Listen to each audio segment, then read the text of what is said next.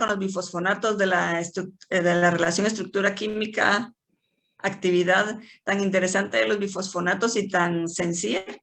Pues con relación a los antihistamínicos, vamos a ver que fueron de los primeros compuestos que se comenzaron a estudiar ya desde un enfoque de la química medicinal y pues su desarrollo ha sido impresionante y nos da una muestra de todo lo que implica la química medicinal y el desarrollo que la química medicinal ha tenido a través de los años, porque antes, como vimos en química medicinal 1, muchos compuestos eran así como descubiertos por casualidad y ya con los antihistamínicos se comenzó a tener un diseño racional de nuevos medicamentos. Y los antihistamínicos H1, pues es como el inicio de eso y vamos a ver con los H2 todo lo que implicó el desarrollo de esos compuestos. Pero ahorita pues vamos, ustedes leyeron para hoy los antihistamínicos H1. El viernes nos habíamos quedado viendo la estructura de la histamina. André García.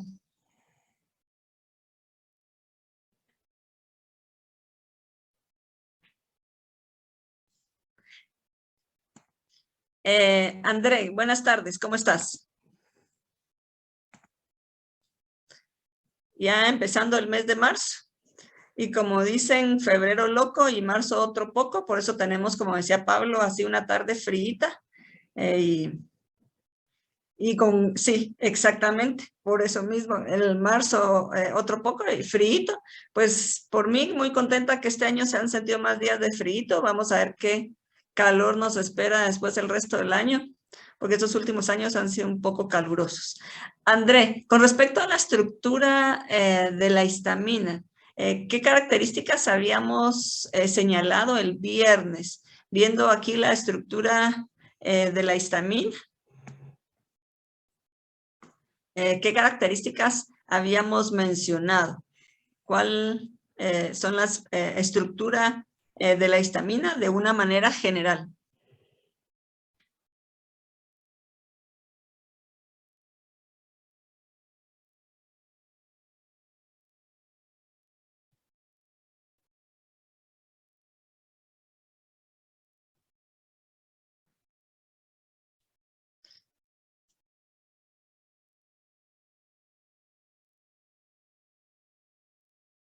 Me imagino que André nos está escribiendo en el chat, entonces voy a esperar un ratito.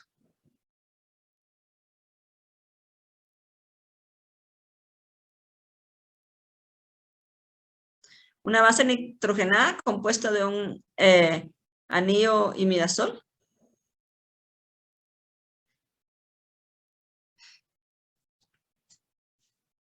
¿Y qué más? El anillo imidazol, ¿y qué más?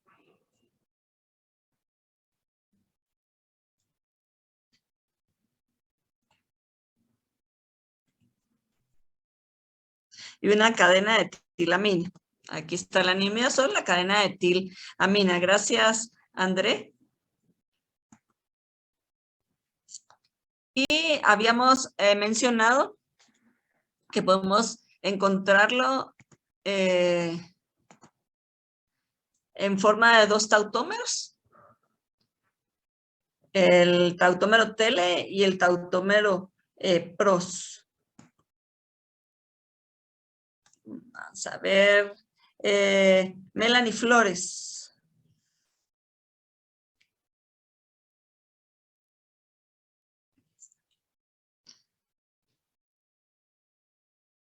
Melanie Flores.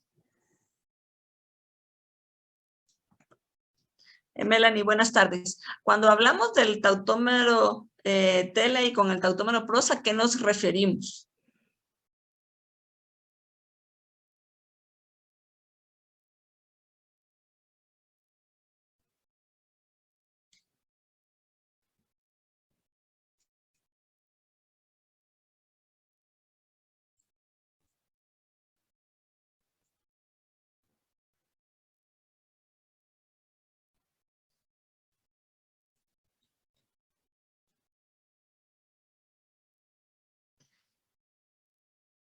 por la posición del hidrógeno, sí, Melanie, es la posición en donde va, qué nitrógeno es el que está protonado. Y de esa manera es que nos vamos a tener dos tautómeros de la histamina, que es el tele y el pros. Tele se identifica con la letra griega tau y el tautómero pros con la letra pi. O sea, se lo conocen más por matemáticas. Y también sabemos que puede existir la histamina en forma monocatiónica y dicatiónica. Sin embargo, casi el 97% se va a encontrar en la forma monocatiónica y es la manera en que se une al receptor y por lo tanto pues es la que predomina a nivel del plasma, la forma monocatiónica. Estos son aspectos importantes a considerar en el momento que nosotros si sabemos de qué manera se une al receptor la histamina, también tenemos que considerar esas características en el momento de que nosotros vamos a desarrollar compuestos que van a actuar de una manera contraria a la histamina y que nos van a servir en casos particulares que ustedes ya leyeron, como el caso de las alergias. Como yo les decía, en relación al tautómero, el tautómero TEL es el que permite la unión con los receptores. Sin embargo, como que no es tan importante en caso de la unión a receptores H1, pero sí con la unión a receptores H2. Entonces, pues ahí vamos a ir viendo los dos tipos de receptores más adelante y de acuerdo a eso se van a desarrollar los diferentes compuestos. Los grupos donadores de electrones, en carbono 5 aumenta el tautómero tele, mientras que los aceptores de electrones aumentan la fracción tautomérica pros. Lo mismo, aspectos importantes en el momento que nosotros queremos que predomine alguna de las formas, y ya vimos, por ejemplo, que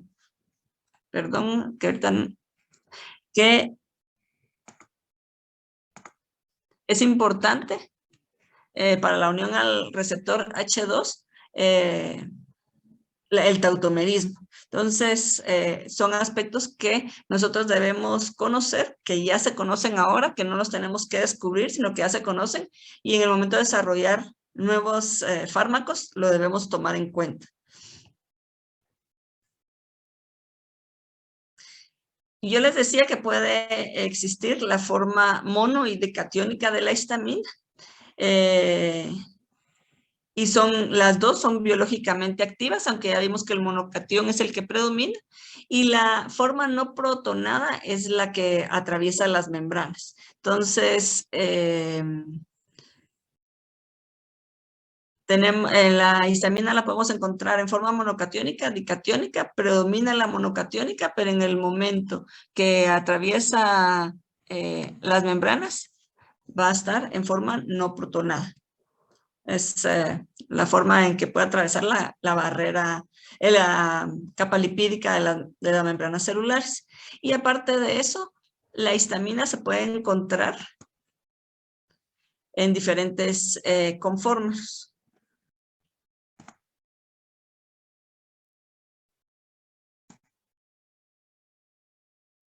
Karen Escobar.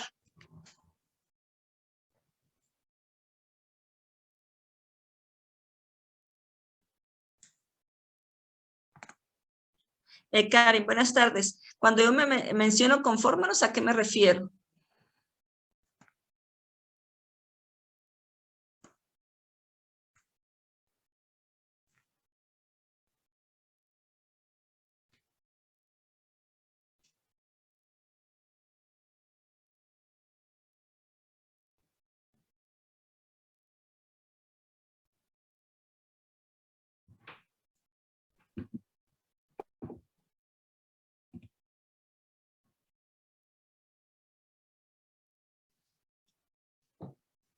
Todos los que puedan abrir su micrófono, a los estereoisómeros, a los isómeros.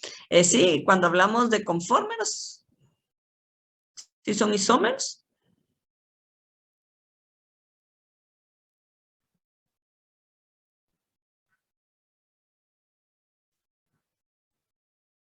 Pero esos isómeros, pues sabemos que va a ser la distribución en el espacio. Los conformes van a ser aquellos isómeros que van a ser inducidos o se van a establecer de acuerdo a la rotación del enlace que vamos a tener del grupo alfa-metilo en el caso de la histamina, o sea, en el primer carbono. Y este es el enlace y de acuerdo a ese enlace vamos a tener diferentes isómeros y tenemos la conformación Gauche o eclipsada, que es la que ustedes encuentran aquí en la primera diapositiva.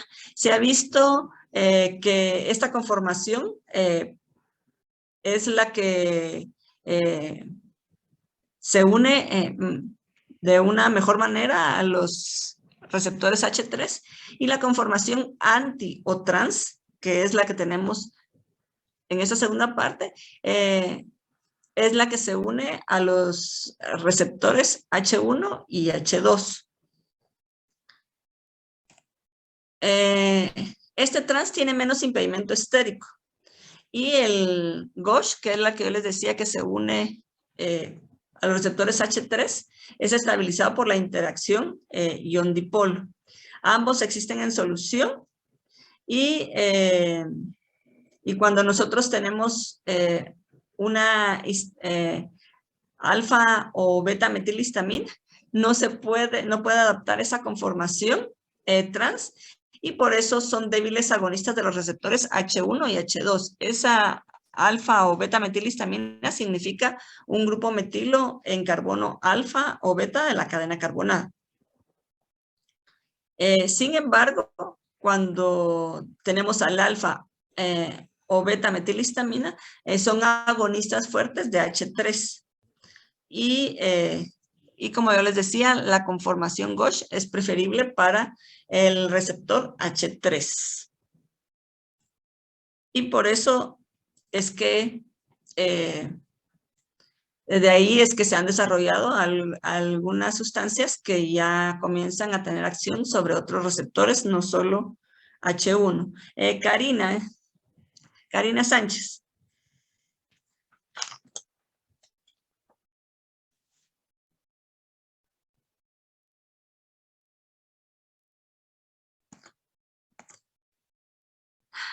Vamos a ver, Karina, solo que quieras. De acuerdo a lo que leíste para el viernes, en la lectura que tenían para el viernes de Pelusal, ¿cuáles son las acciones de la histamina dentro del cuerpo?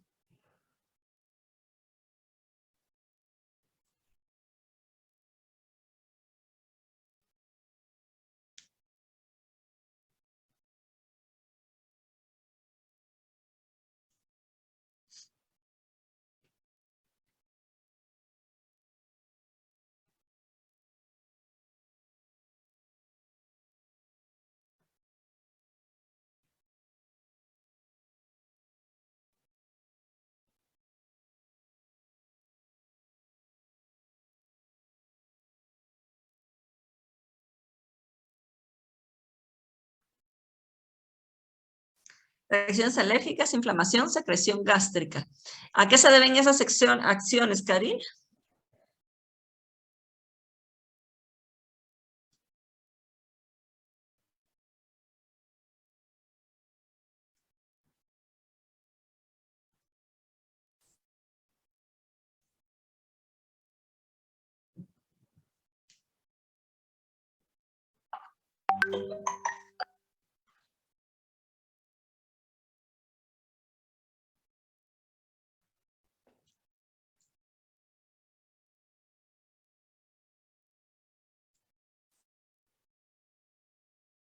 Debido a los receptores H1. María, yo te hice la pregunta por lo que tú escribiste en Perusal. María Nufio, ¿tú la puedes ayudar?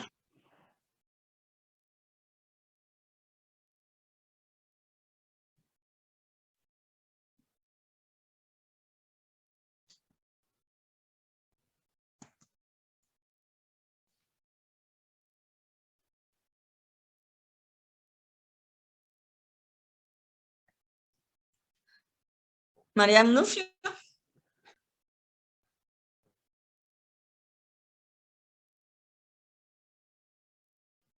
Cristian, vamos a ver, porque la histamina actúa como un mensajero químico y es liberado como respuesta a estos estímulos. ¿A qué estímulos, Cristian?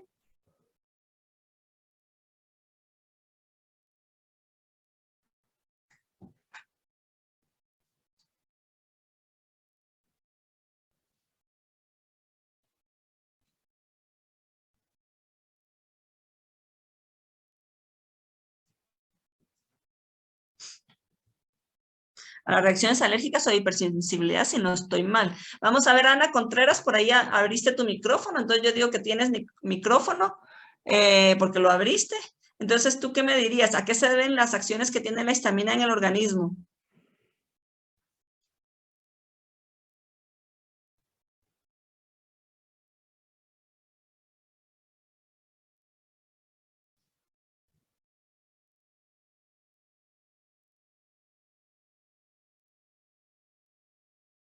Ana.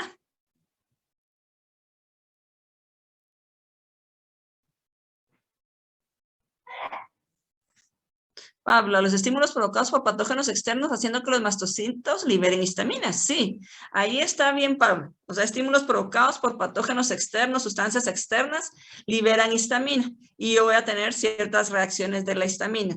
De acuerdo a lo que ustedes leyeron para la lectura del viernes, ¿a qué se deben las acciones que tiene la histamina dentro del organismo? Ana Contreras se me perdió, solo había activado el micrófono. María Nufio nunca apareció. María José Peralta. Vamos a ver, Mariam ya me contestó. Histamina incrementa la secreción gástrica de ácido clorhídrico como consecuencia de activación de los receptores H2 situados en la superficie de las células parietales, la activación de los receptores H1 presentes en la musculatura lisa digestiva. Determina un aumento de la motilidad gastrointestinal. Ahí vamos, ya nos vamos acercando. La verdad es que yo he visto lo que ustedes escriben en Perusal, algunos, o sea, voy viendo lo que ustedes van escribiendo y lo que me da la impresión es que si me ponen una cosa en la lectura y ustedes ya no me pueden responder a la hora de clase, es que alguien más se los hizo, no lo hicieron ustedes.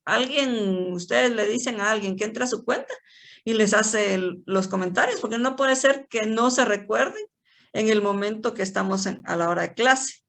La histamina tiene diferentes funciones. Es cierto, como me estaban diciendo aquí, se va a liberar, como decía Pablo, debido a ciertos estímulos. Ya vimos un poquito el viernes de cómo es que la histamina se produce en el organismo y se guarda dentro de vesículas, dentro de los mastocitos, y luego por un estímulo se va a liberar esa histamina y va a tener diferentes acciones. Entonces, yo tengo la histamina, que ustedes la tienen aquí, y yo tengo en el organismo diferentes receptores. Y dependiendo del receptor que ocupe la histamina, así van a tener las diferentes acciones. Entonces, ¿qué acciones puedo tener? Yo voy a tener alteración de la permeabilidad vascular, edema, y todas aquellas síntomas que me da cuando yo tengo un proceso alérgico. Eso es cuando la histamina va a interactuar con los receptores H1, pero como me estaba poniendo Marian, también me va a regular la secreción gástrica y eso, en relación a eso, es cuando la histamina interactúa con receptores H2. Yo voy a tener en la mucosa gástrica receptores H2, pero pues ya se han comenzado a hacer estudios que también hay receptores H2 en otras partes del cuerpo y por eso es que vamos a tener algunas otras acciones y cuando la licenciada Nereida les dio lo de laboratorio, yo incluso les comenté que muchos de los dermatólogos ahora cuando mandan algún medicamento por alguna dermatitis, o sea, alguna respuesta alérgica que se manifiesta en la piel, mandan no solo antihistamínicos H1, sino también antihistamínicos H2, porque también hay receptores H2 en la piel. También va a actuar a nivel del sistema nervioso central cuando interactúe con receptores H3. Se ha visto que los receptores H3 están involucrados en ciertas liberación de neurotransmisores, que ya hemos hablado de los neurotransmisores cuando vimos sistema nervioso. Y se tienen también los receptores H4, que se cree que participan en procesos de inmunomodulación. Les digo se cree porque todavía falta seguir estudiándolos y pues hasta ahorita se sabe que también intervienen en la respuesta inmune, en procesos de inflamación, o sea, un poco asociados a los H1, pero si dentro de unos años encuentran algo más, pues eso puede ir cambiando. Yo en esta parte de la diapositiva yo les puse, ¿cuándo es que identificaron los receptores H1? En 1966. O sea, que tampoco crean que fue hace tantísimos años que se identificaron los receptores H1. Los H2 en 1972, o sea que al principio no se sabía que habían H2, los H3 en 1987 y los H4 son los más recientes, por eso les digo, pueden aparecer algunas otras situaciones que en los que estén involucrados los H4 y que todavía no conozcamos, porque hasta el 2001 fueron identificados los H4 y se sabe pues que también las respuestas que se dan cuando la histamina interactúa con los mismos, hasta ahorita lo que se sabe es que son procesos de inmunomodulación. Entonces, a eso se debe, y esta era mi respuesta, esta es mi pregunta que les había hecho, ¿cuáles son las acciones de la histamina en el cuerpo humano? No solo son las alergias, no solo es la secreción ácida, ustedes ven que la histamina como autacoide que yo les mencioné el viernes, participa en una serie de procesos fisiológicos que por eso es interesante y complejo. Y por eso es que cuando hablamos de aquellas sustancias, como la lectura que tuvieron hoy ustedes para aquellas sustancias que las voy a utilizar en la mayoría de los casos para procesos alérgicos, no, yo hablo de antihistamínicos H1, ahora como que le agrego o trato, sobre todo ustedes químicos farmacéuticos, tenemos que agregarle antihistamínicos sobre qué receptor, porque sabemos que son diferentes procesos en los que interviene la histamina. ¿Alguna pregunta sobre esto? Porque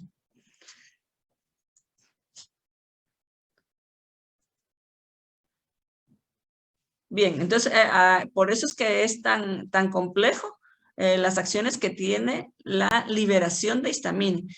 Y estamos viendo la histamina por estas diferentes respuestas que yo tengo. Y entonces ustedes se dan cuenta, los grupos de medicamentos que vamos a estudiar contra esto, podemos comenzar a ver esto y ya se van a desarrollar algunos medicamentos que puedan interactuar con el receptor H4.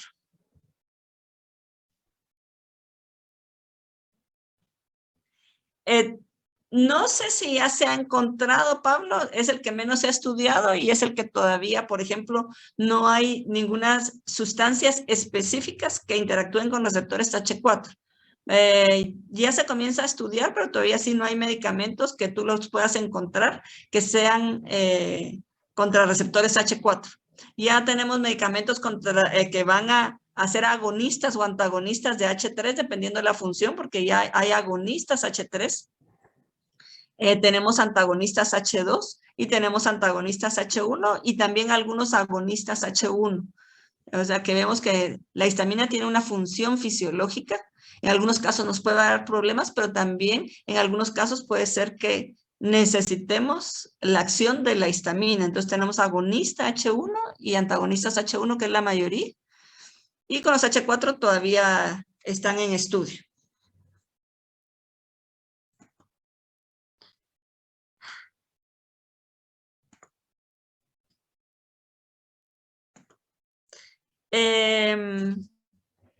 Con respecto a la histamina, de lo que se sabe cuando se unen los receptores,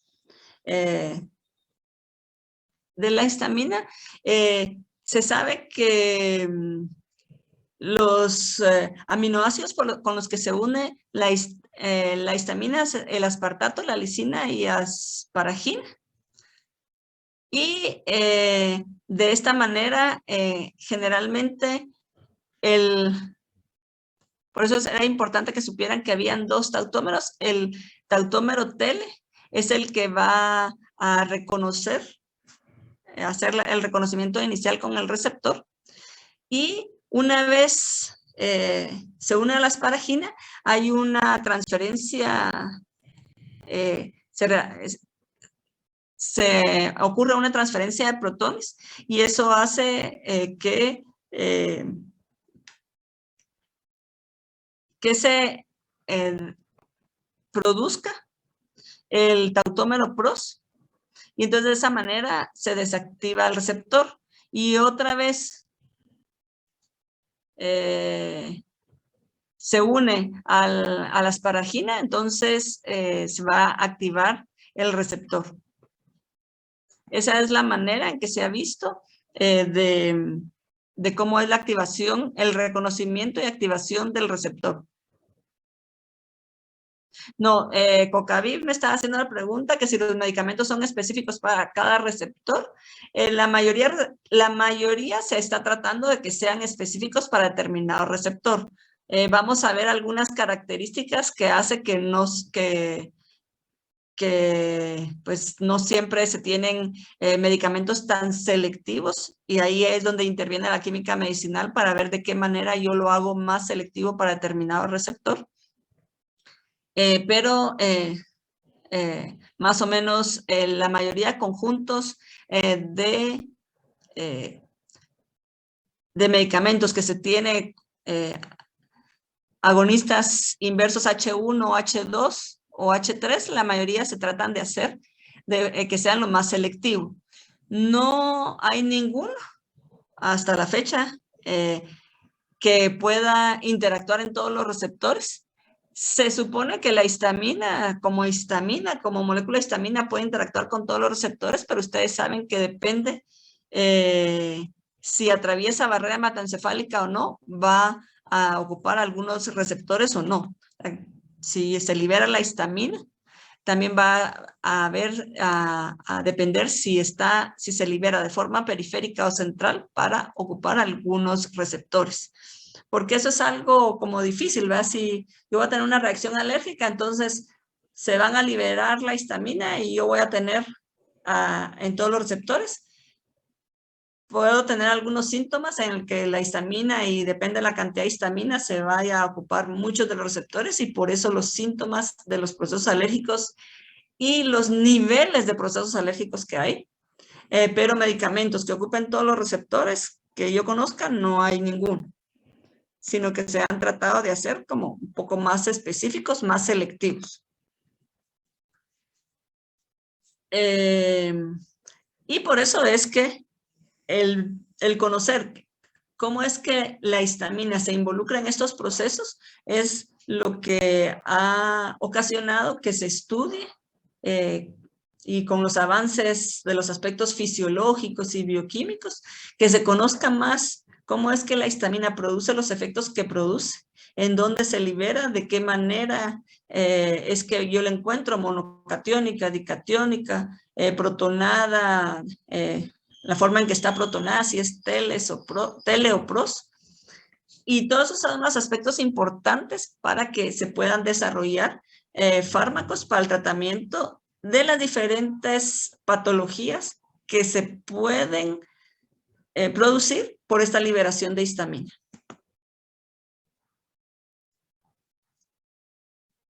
Y bueno, ya les había dicho,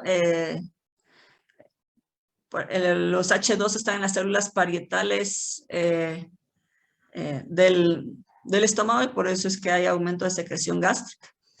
Y también están distribuidos en comportamientos neuronales y no neuronales, que son los H3, y pues ya vimos que interactúa con 4 receptores, y de ahí la acción que tiene.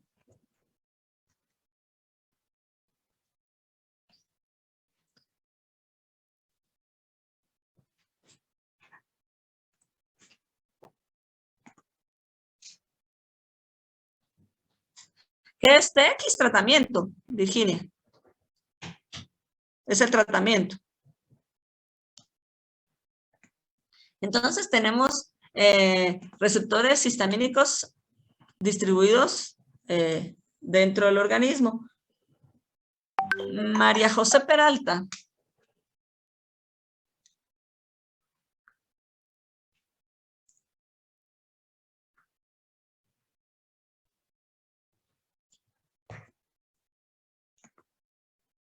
María José, ¿dónde encontramos estos receptores histamínicos dentro del organismo?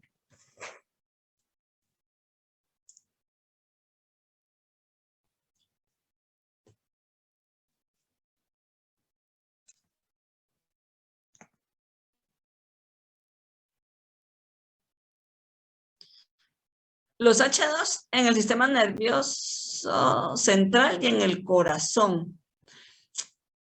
Músculo liso, basófilos, mastocitos, ¿cuáles?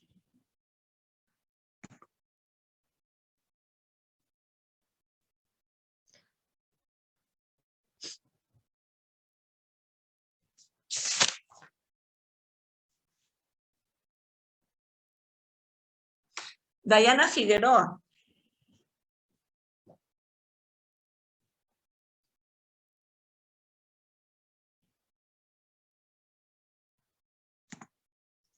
Dayana, ¿dónde voy a encontrar los H2?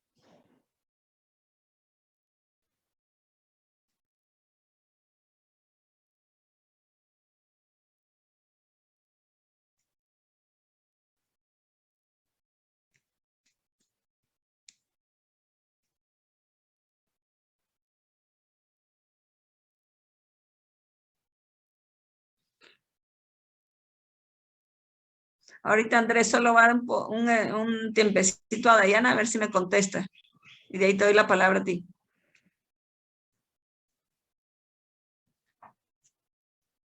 En el estómago, en las células parietales del estómago, sí. Que yo se los acababa de decir. ¿Sí, Andrés? No, sí era eso, que regularmente los H2 se encuentran en el estómago. Ajá. Los, y que los H3 andaban normalmente por el sistema nervioso central. Exacto, gracias, Andrés. Sí.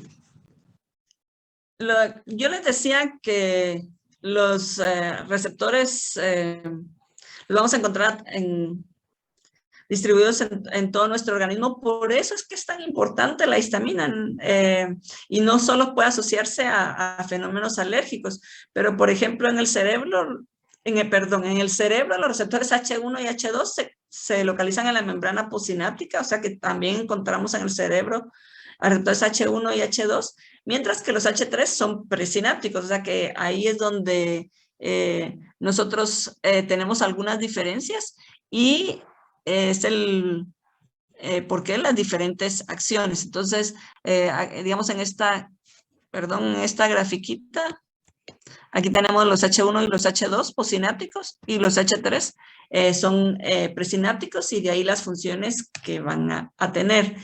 Los H1 en células endoteliales y músculo liso, acoplados a fosfolipasa C, y su activación produce vasodilatación capilar. Por eso generalmente cuando hay fenómenos alérgicos vamos a tener edema, hinchazón,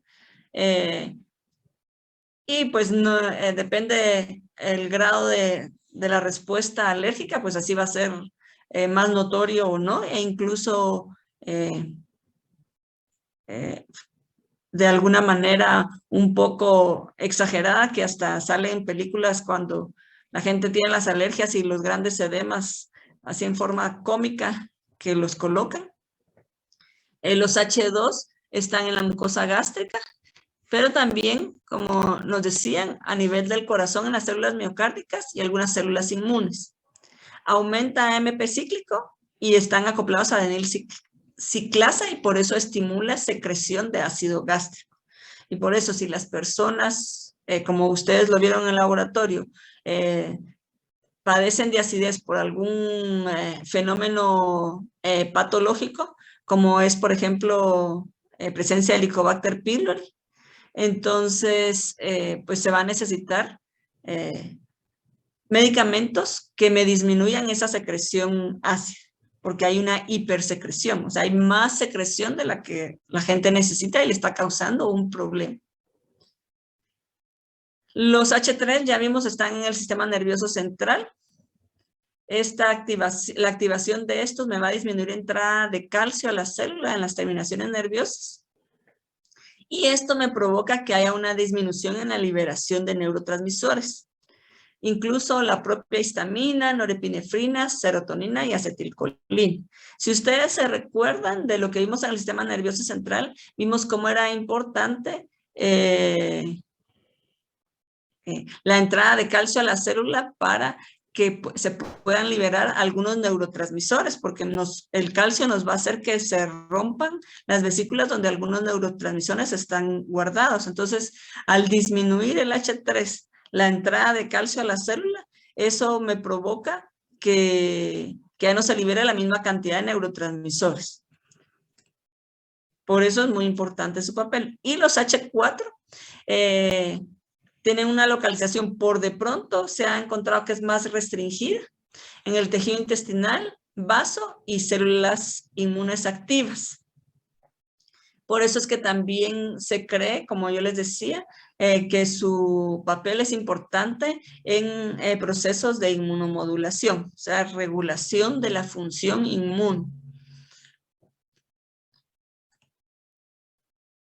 Y bueno, este es un resumen de dónde se encuentran los diferentes receptores, de acuerdo a lo que les acabo de mencionar. Y ustedes ven que incluso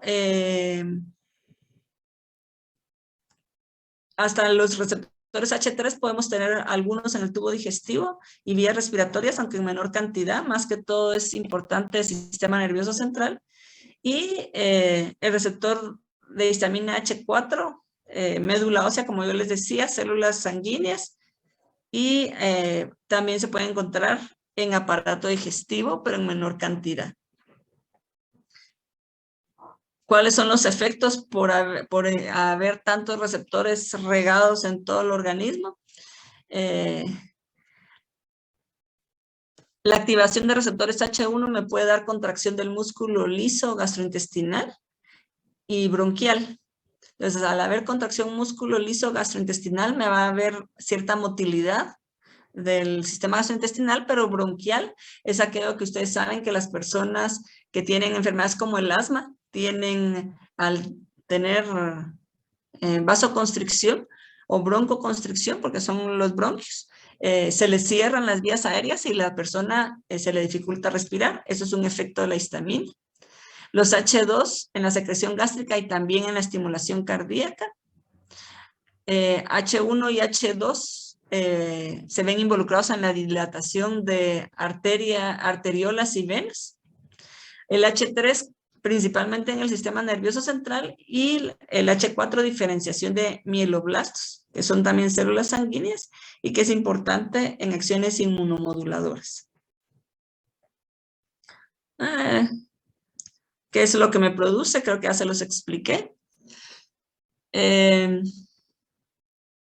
La broncoconstricción, también hay hipotensión y estimula secreción gástrica. Esa es la histamina. A nivel central, me va a intensificar estado de vigilia, aumento de la actividad motora y es inhibidora del apetito a nivel hipotalámico. El que aumenta esta vigilia quiere decir estoy en estado de alerta, no me causa sedación como era lo que habíamos visto con sustancias del sistema nervioso central, sino la histamina tiene un efecto contrario a nivel del sistema nervioso central. Hay aumento de la actividad motora y también me inhibe el apetito. Entonces ustedes dirían, ¿tiene alguna función la histamina? Tiene funciones, pero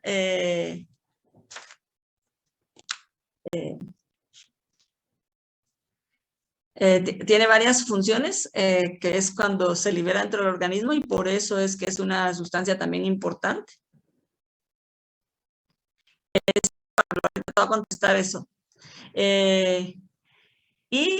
Pues ya vimos que es un rol importante, pero limitado como mediador químico en reacciones de hipersensibilidad. Tiene un mayor rol en la regulación de la secreción gástrica y por eso el encontrar en 1972 el receptor H2 y cómo es que al estar activado tenía un papel importante en la regulación de secreción gástrica, cambió completamente todos aquellos tratamientos que se utilizaban como antiácidos o reguladores del pH gástrico. Lo vamos a ver en la próxima unidad. Y también se ha vuelto muy importante el conocer las acciones que tiene a nivel del sistema nervioso central como un neurotransmisor. O sea, al principio se creía, pues es una sustancia que se liberaba entre el organismo y tenía funciones en el sistema como un mediador de reacciones de hipersensibilidad, pero luego al identificar los otros receptores se ha visto todavía mayor importancia que tiene la histamina. Entonces, como neurotransmisor es importante y su desequilibrio es el que nos ocasiona algún problema manifestándose en determinadas patologías. Y por eso es importante conocerlo.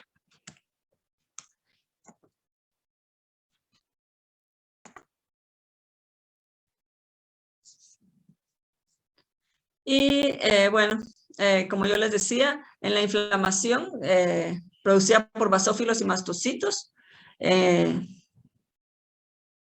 encontrados en tejidos conectivos, lo que aumenta permeabilidad de capilares de las células sanguíneas. Yo les había dicho lo del edema.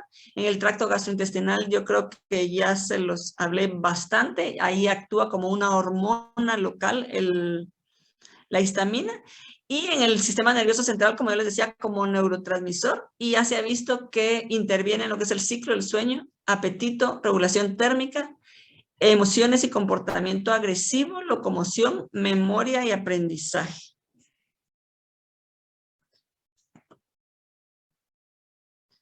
La histamina como histamina prácticamente no tiene aplicación terapéutica.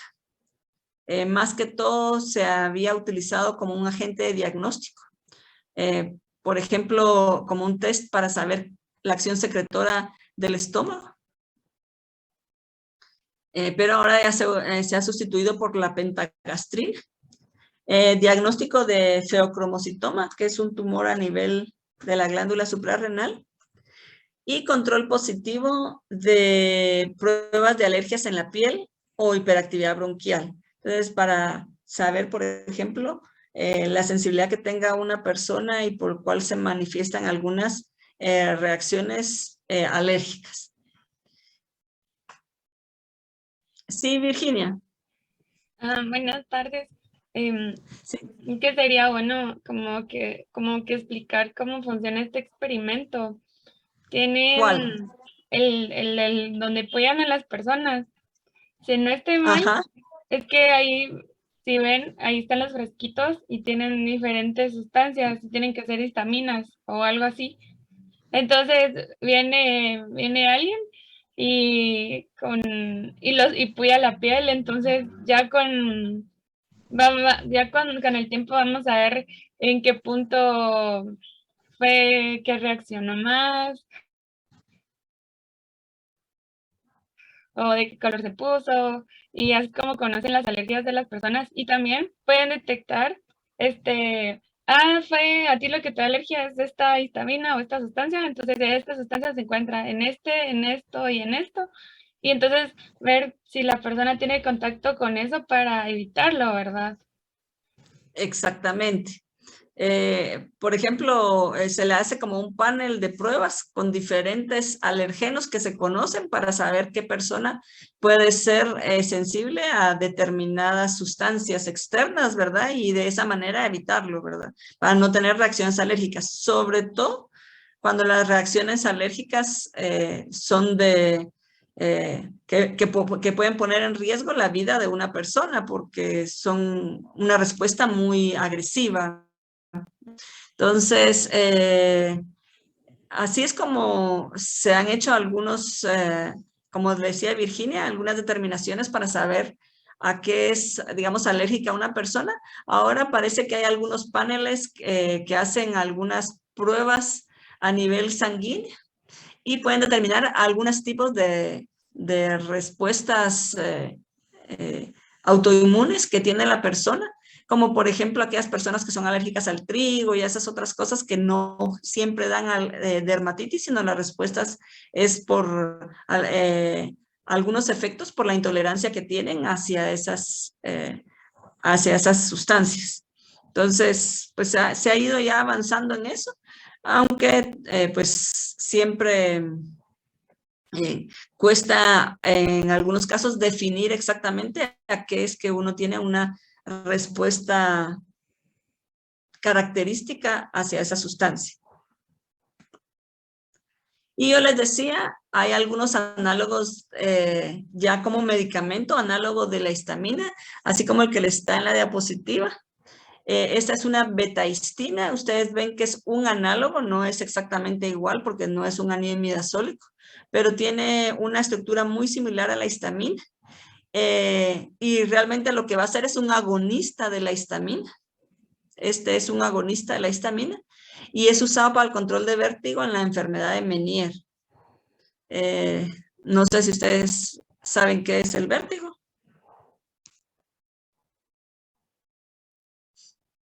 Bien. ¿Sí? ¿Qué es el vértigo? Quizás a profundidad no mucho, pero lo que uno escucha es cuando las personas se marean fácilmente. Exactamente, gracias. Janice, creo que fue. Sí, es cuando la gente se marea y generalmente hay algunas obstrucciones a nivel pueden haber algunas obstrucciones a nivel del oído y se ha visto que con estos agonistas de la histamina se pueden disminuir estos síntomas. Sí, Roslyn, como mareo, ese es el vértigo. Pablo, estoy pendiente de tu respuesta, pero vamos a adelantar un pedacito y te doy tu respuesta porque vamos a entrar a los antihistamínicos. Como yo les decía, la histamina ya la vimos, que lo podemos usar, que es una sustancia que está dentro de nuestro organismo, tiene diferentes funciones. E incluso hasta ya ahora se le identifica como un neurotransmisor, pero también tiene otras funciones, por eso es que se le dice que es un autacoide, porque va a tener funciones a diferentes lugares de nuestro cuerpo. Entonces ya vimos que tiene función a nivel del corazón, de las fibras nociceptivas, de la piel, permeabilidad endotelial, ya les expliqué lo del edema, secreción mucosa, y esto pues es a nivel del tracto respiratorio y vamos a tener problemas de congestión nasal, de broncoconstricción, que ya les hablé también. También tiene acciones sobre el músculo liso, secreción gástrica, que ya la remencionamos, vasodilatación, y esta vasodilatación no solo esta puede ser también a nivel del sistema nervioso central y por eso tenemos situaciones como que la persona tiene náusea, que tiene problemas para dormir, dolores de cabeza, mareos, y a nivel del sistema cardiovascular puede causar arritmias cardíacas, hipotensión, o sea, baja la presión y problemas de reacciones alérgicas. Y total, es que es impresionante todo lo que puede ocurrir por la liberación de histamina. Y pues en la piel, cuando tenemos reacciones alérgicas, esa picazón, el edema, la inflamación a nivel de la piel.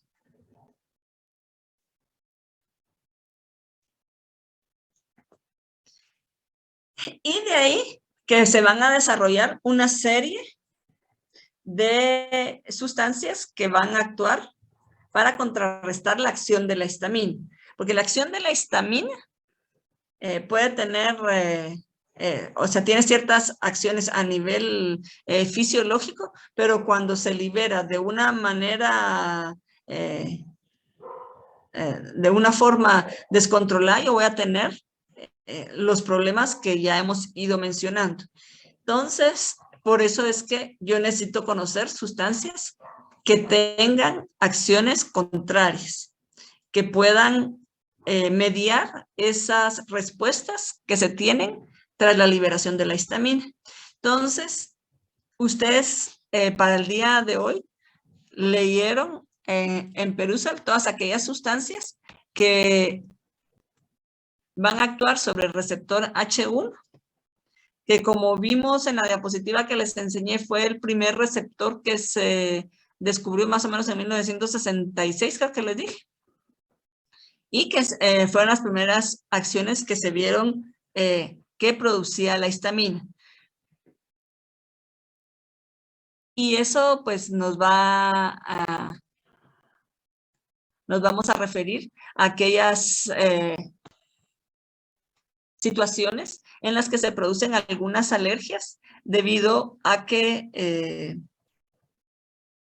al haber una reacción antígeno-anticuerpo, eso me provoca liberación de histamina y me va a ocupar los receptores en mayor grado H1.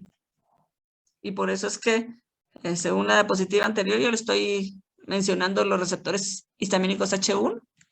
Y esos son los que ustedes leyeron para el día de hoy. Y ya les mencioné desde el viernes, cuando un individuo previamente sensibilizado produce una respuesta adversa a un químico extraño o a una condición física, se dice que ese individuo tiene una alergia. Y por eso es que se utilizan estas sustancias. Ya sea que esta respuesta sea inmediata o no, lo que va a hacer es la interacción de dos macromoléculas, un antígeno y un anticuerpo, que ya habíamos mencionado que me va a liberar los gránulos de histamina que están guardados en los mastocitos.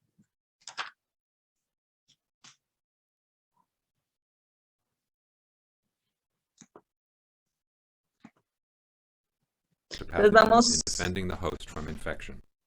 Mast cells are widely distributed. Okay, sí. ¿Cuáles son? Although physicians are most familiar with the pernicious role that mast cells play in allergic reactions, mast cells are also part of the innate immune system. As compared with the adaptive immune system, the innate immune system is thought to be evolutionarily older, and its cells mount a more generic response to pathogens in defending the host from infection.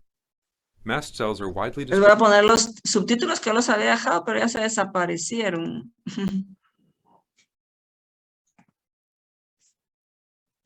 Se los voy a buscar en español.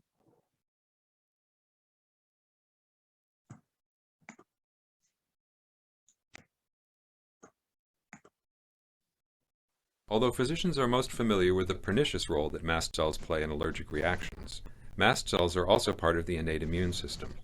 As compared with the adaptive immune system, the innate immune system is thought to be evolutionarily older, and its cells mount a more generic response to pathogens in defending the host from infection. Mast cells are widely distributed in human tissues. Large numbers are found at points of contact between the body and the outside world, such as the skin and the mucous membranes of the respiratory and gastrointestinal tracts.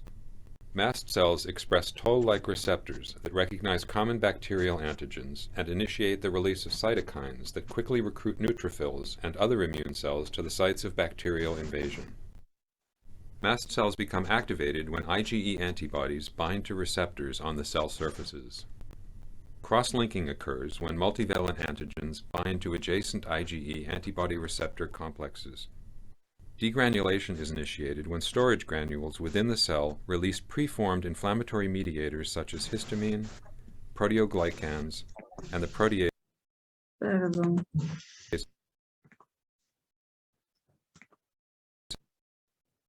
Perdón, yo estaba viendo a alguien que me había escrito, alguien en el chat, dije. Histamine, proteoglycans, and the proteases tryptase and chymase. Mast cell degranulation may underlie both harmful allergic reactions and beneficial immune responses to parasites. Histamine release from mast cells leads to relaxation of vascular smooth muscle and vasodilatation. Endothelial cells contract to expose basement membrane, leading to increased vascular permeability and tissue edema. Histamine promotes mucus secretion from goblet cells. After the release of mucin granules from goblet cells, the mucin may expand several hundredfold in size. The binding of histamine to H1 receptors on the smooth muscle of the airways and intestines leads to bronchoconstriction and increased gastrointestinal motility. Tryptase and chymase break down proteins in the extracellular matrix and in basement membranes. The resulting increase in epithelial permeability and lubrication and in muscular contractility may help to expel pathogens, including helminths and other parasites, from the intestine and the airways. This entire cascade of events has been nicknamed the weep and sweep response.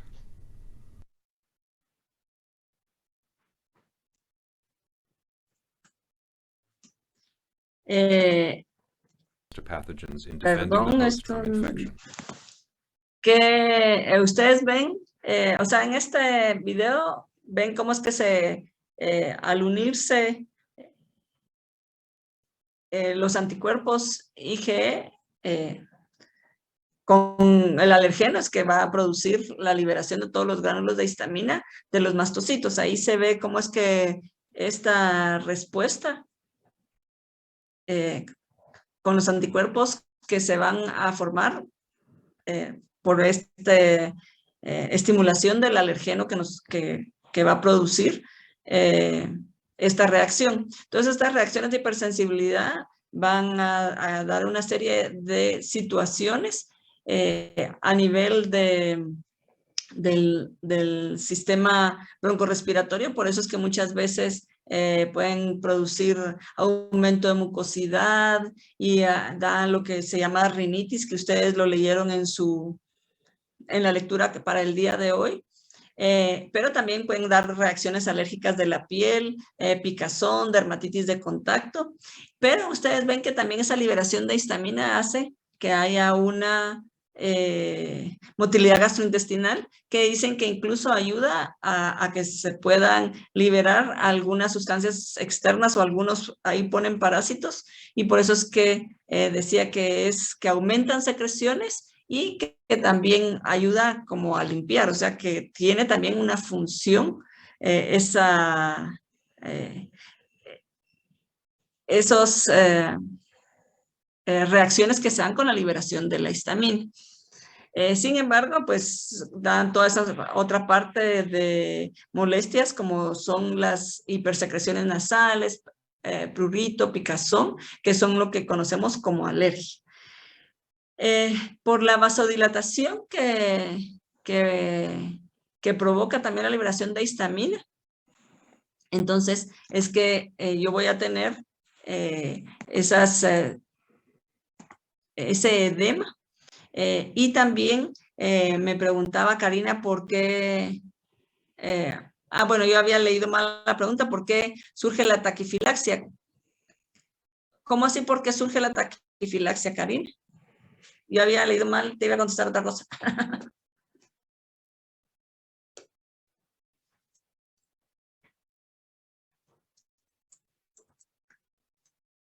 Karina. Es que, licenciada, yo estaba leyendo algo de los antialérgicos y parecía que por taquifilaxia se disminuía el efecto de los... Ajá. Pero ¿por qué ocurre eso?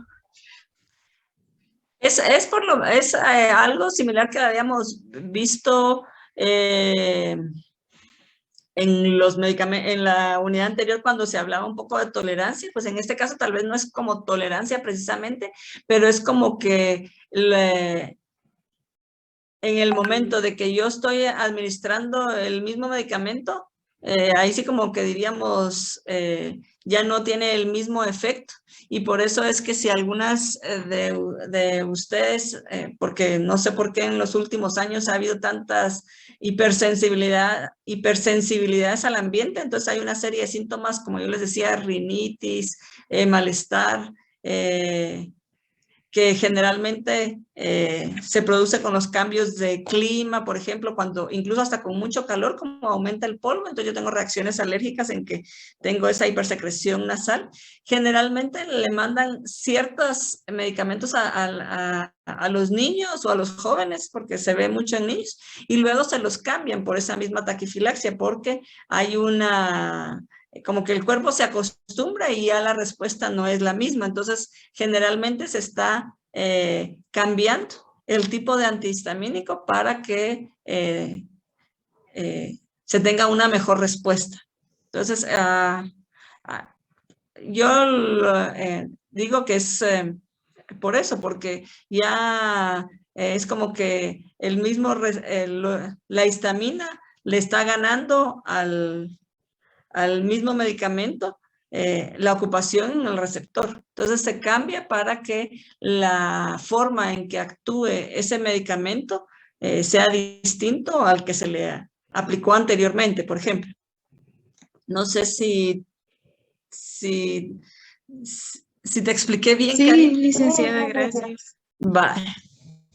Entonces, por eso es que generalmente se utilizan como una serie, algunos compuestos antihistamínicos, y luego como que aparecen otros que se vuelven como de moda dentro de los médicos y van cambiando por esa misma razón, como que no se ve la misma respuesta.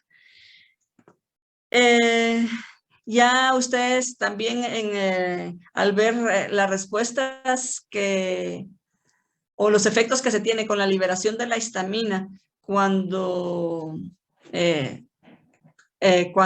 se rompen los gránulos donde está almacenada, también en estos mastocitos hay una serie de otras sustancias que también se liberan y que por eso es que hay algunas que contribuyen al mismo proceso de la respuesta alérgica, y por eso tenemos esa hipotensión arterial, aumento de la permeabilidad capilar y hay hinchazón o formación de edema. Entonces hay otras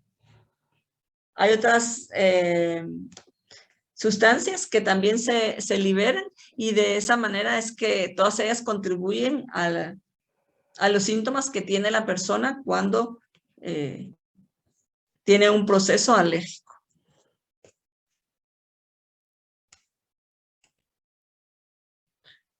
Y entonces, si yo tengo un proceso alérgico, ¿qué es cuáles son las estrategias que yo voy a usar para tratar esas alergias, esas reacciones de sensibilidad? Yo quiero, como dejar claro que las alergias no todas son que sean ronchitas en la piel. Yo les hablaba de situaciones así como hipersecreción nasal, congestión, pero también hay otro tipo de alergias como alergias a medicamentos, alergias a determinadas comidas. Y entonces, como decía Virginia, si yo sé qué es lo que me provoca la alergia, yo lo primero que voy a hacer es evitar el alergeno, pero no siempre lo sé.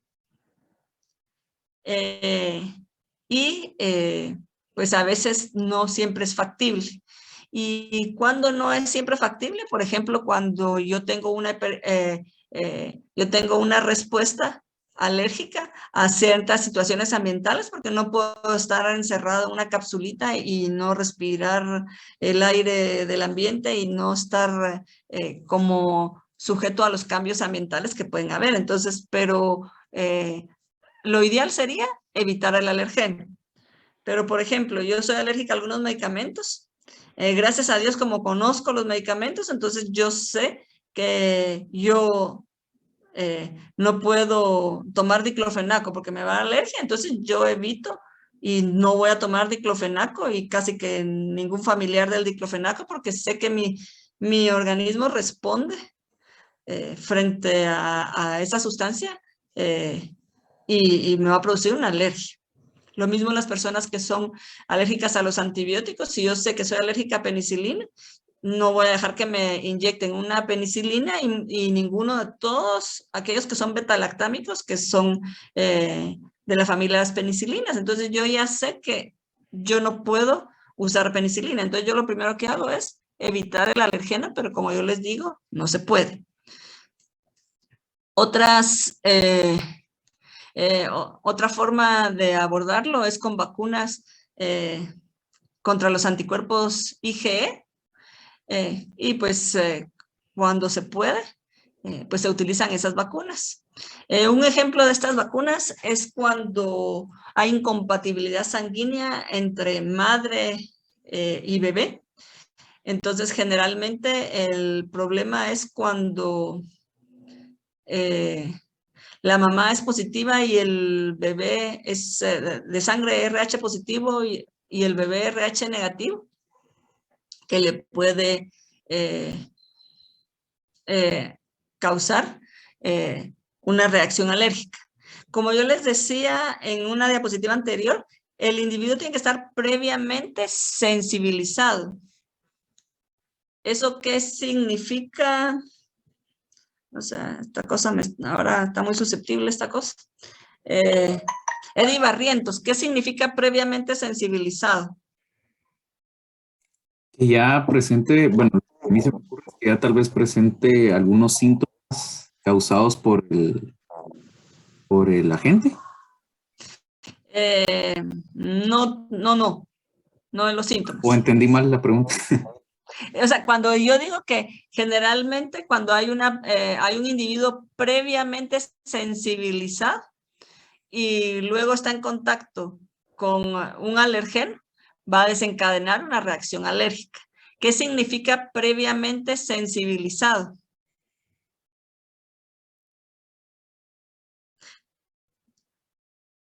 No sé si hay algún voluntario.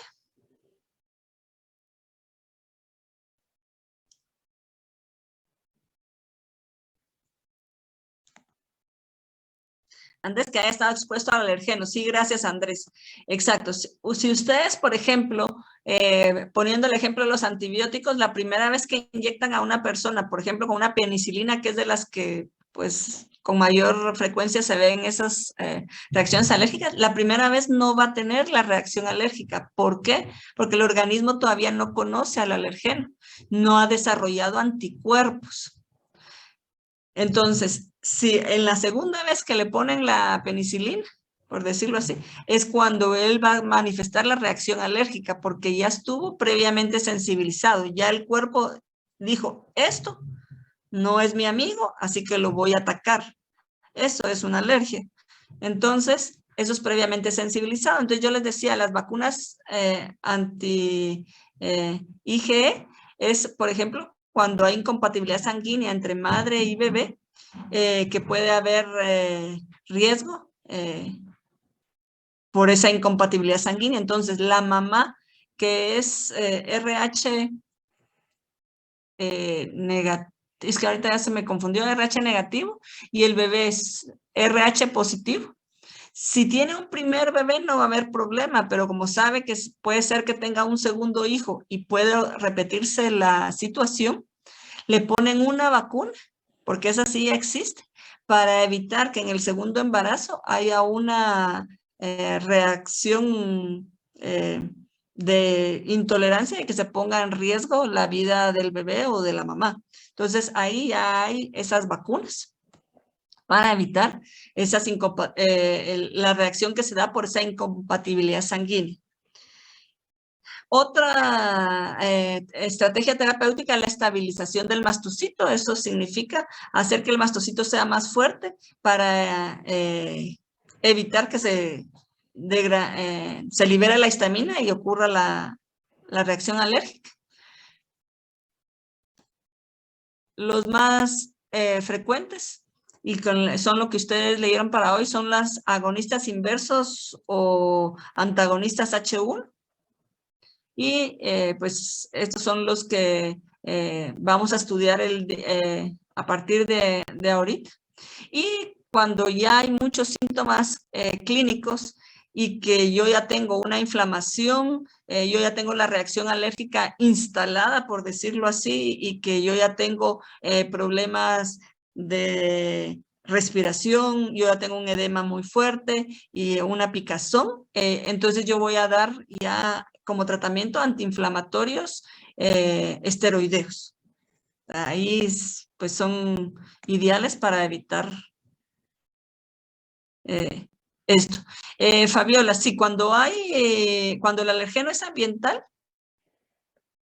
también hay sensibilización. Lo único es que diríamos que ni cuenta nos damos, ¿verdad? Pero desde el momento que estamos, ¿cómo se llama? Viviendo, por decirlo así, y teniendo la relación con el ambiente, nos estamos sensibilizando. Y luego, pues ya tenemos una respuesta hacia determinado alergeno, que es el que va a producir, pues esa rinitis alérgica, congestión, ojos llorosos, etcétera. Sí hay sensibilización, siempre hay una sensibilización. Entonces ustedes ven que entre las estrategias terapéuticas de la alergia hay muchas, pero nos vamos a centrar ahora en los agonistas inversos o antagonistas H1.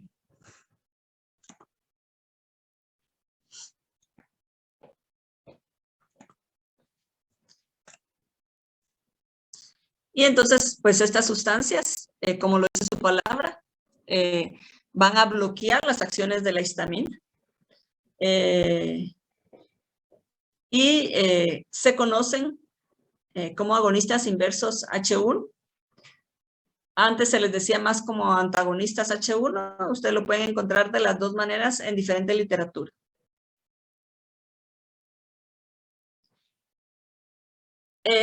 Cocavid me hace la pregunta que si la sensibilización tiene que ver con qué tan fuerte sea el efecto de la alergia. Sí, porque es lo que es, por ejemplo, con los medicamentos, si les pongo el ejemplo de la penicilina, pues puede ser, por ejemplo, ustedes conocen bien los medicamentos, ustedes son químicos farmacéuticos y ustedes van a saber si tienen una reacción alérgica a un antibiótico que es un betalactámico, ustedes lo van a identificar y ustedes van a decir, bueno, yo soy alérgico a los betalactámicos, yo de ahora en adelante, yo sé que no me pueden poner un betalactámico y entre la variedad de antibióticos tengo que escoger uno que no sea de esa familia. Pero las personas que no han tenido educación en relación a los medicamentos y que muchas veces dicen, yo tuve una alergia, pero no sé qué fue lo que me inyectaron, yo tuve una alergia y no sé qué fue lo que tomé porque no se me quedó el nombre del medicamento. Si esa persona, luego de haber mostrado una alergia a la penicilina, vuelve a inyectarse una penicilina, generalmente va a tener una reacción más fuerte que la primera vez. Y por eso es tan delicado, porque si las reacciones cada vez están más sensibilizadas al cuerpo y en general, pues las reacciones van siendo más fuertes e incluso, como yo les digo, con medicamentos se puede tener choques anafilácticos. O sea, ya a la persona se le obstruye todo lo que son bronquios y ya no puede respirar y hay un edema generalizado y pues si no se interviene inmediatamente, la persona puede morirse por ese shock anafiláctico. Eso es lo que se conoce como las reacciones alérgicas fuertes. Y, por ejemplo, con los anestésicos que yo les mencionaba, de los anestésicos generales, ese es un problema que se ha visto, que algunas personas son susceptibles a determinados anestésicos y pueden tener una reacción alérgica muy fuerte frente a ellos. Y por eso es que es tan importante que la persona que administre la anestesia sea una persona que ha estudiado y que sabe qué hacer en ese momento de una reacción alérgica de esa magnitud.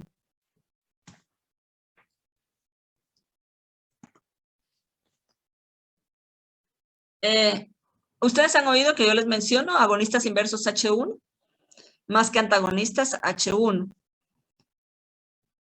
¿Por qué se dice que son agonistas inversos? Ninfa Viator.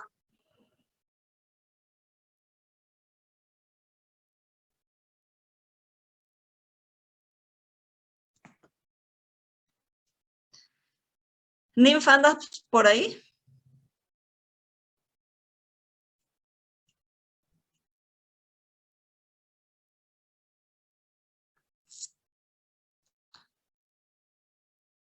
Ninfa, ¿por qué decimos que son agonistas inversos?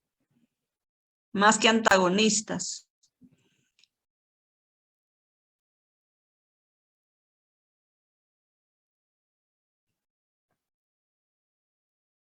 Si sabes, pues, si no, no tengas pena, me dices, no sé.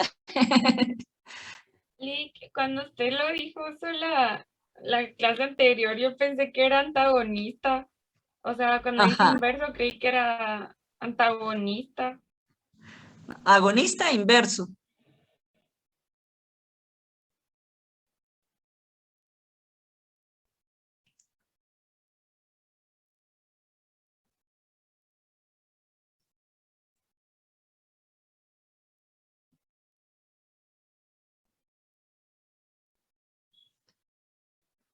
¿Algún voluntario? ¿De por qué es Evelyn Recinos? La Ah, ya ¿sí? respondieron en el chat, perdón. O sea, sí, o sea, vamos a ver, Ninfa ya me contestó que según el mismo receptor, pero la respuesta es opuesta. Jacqueline me dice que porque provoca una respuesta opuesta al agonista o algo así me dice Ninfa. Y a ver, Evelyn, ¿qué dices tú? Iba a decir lo mismo de que tiene la afinidad por el receptor, la misma que tendría un agonista, pero que su acción es inversa, o sea, inhibe al receptor. Va, En pero este si yo caso. digo ajá, pero si yo digo un antagonista, como por ejemplo, ustedes vieron la cafeína y la adenosina. Ese era un antagonista de la adenosina. Y ahí también tenía afinidad por el receptor y yo no decía que era un agonista inverso.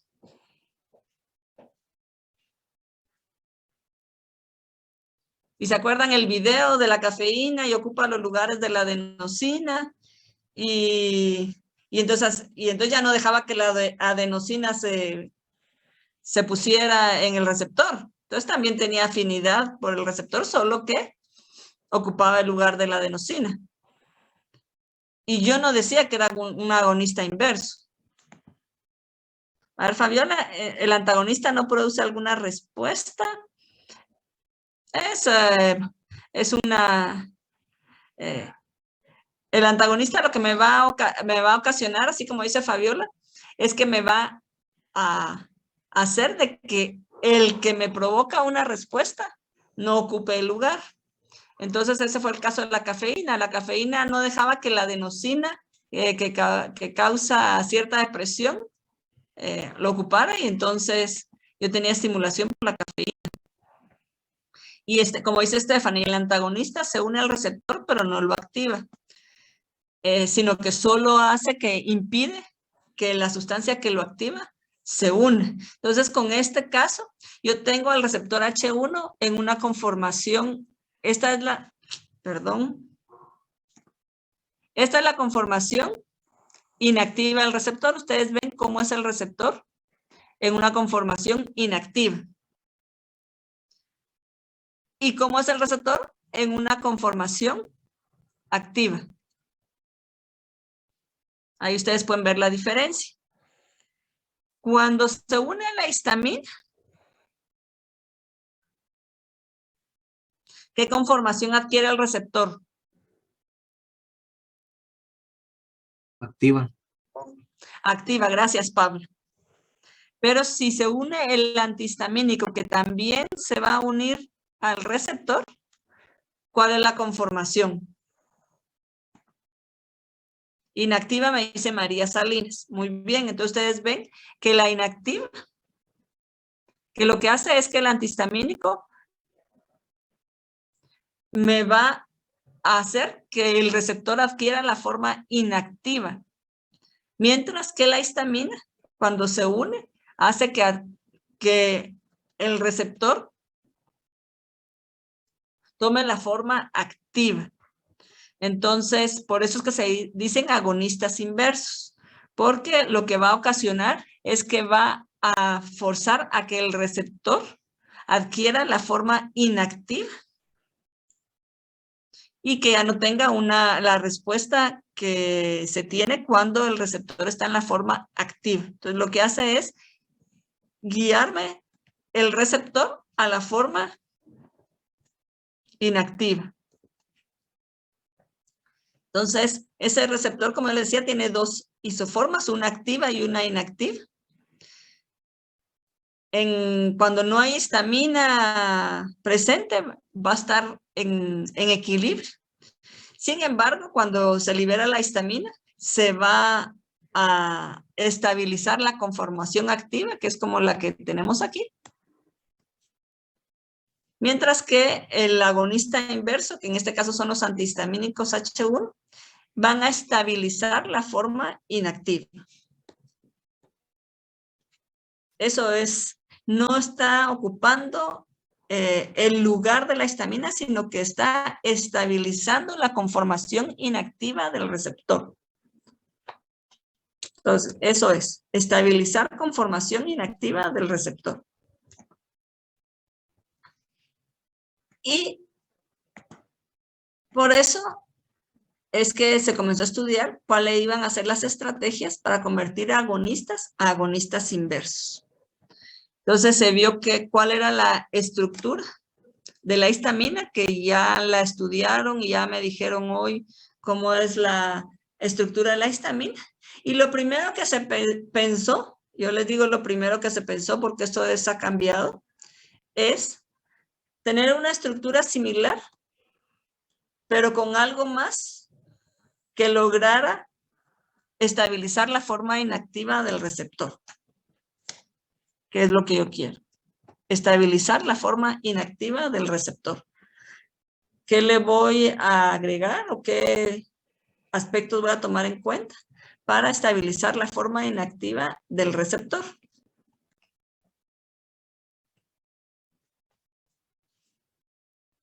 Y por eso es que los primeros agonistas inversos poseen una cadena lateral etilamina, como la que está aquí en la diapositiva. Y esa etilamina se conservó y se fue cambiando los grupos cíclicos para ver si de esa manera se podían encontrar sustancias que actuaran de una forma contraria a la histamina. De acuerdo a esto, es lo que ustedes leyeron para el día de hoy. Los agonistas inversos que se han empleado históricamente están clasificados en 6 grupos químicos, que son las etilendiaminas, las etanolaminas, alquilaminas, piperacinas y los policíclicos. Estos son los clásicos. Y ustedes ven pues que la mayoría fueron conservando la etilamina.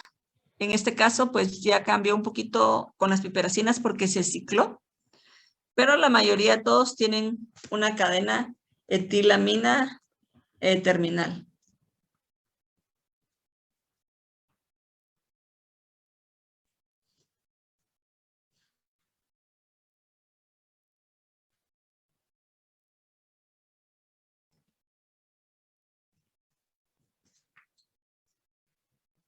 Y entonces vamos a ver que los agonistas inversos H1 tienen esta estructura general que tenemos aquí,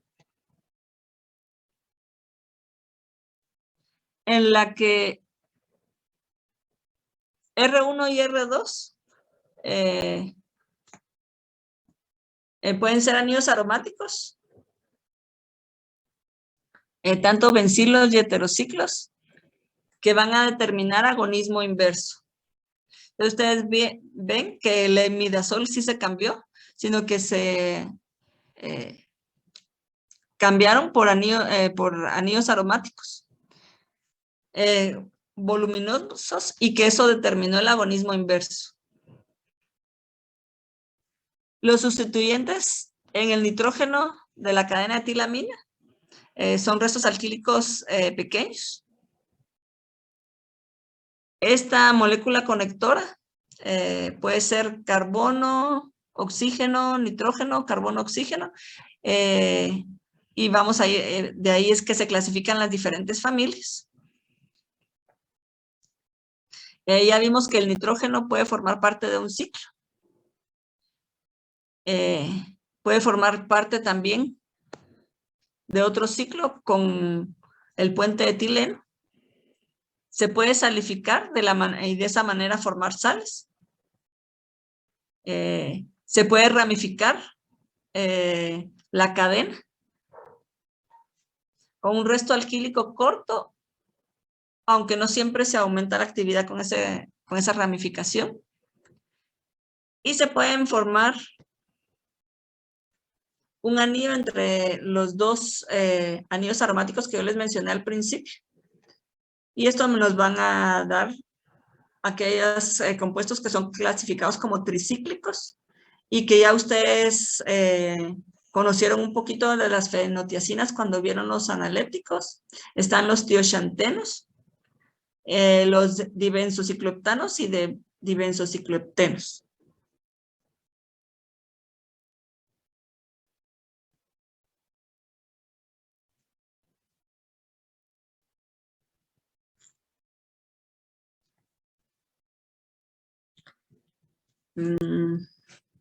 Solo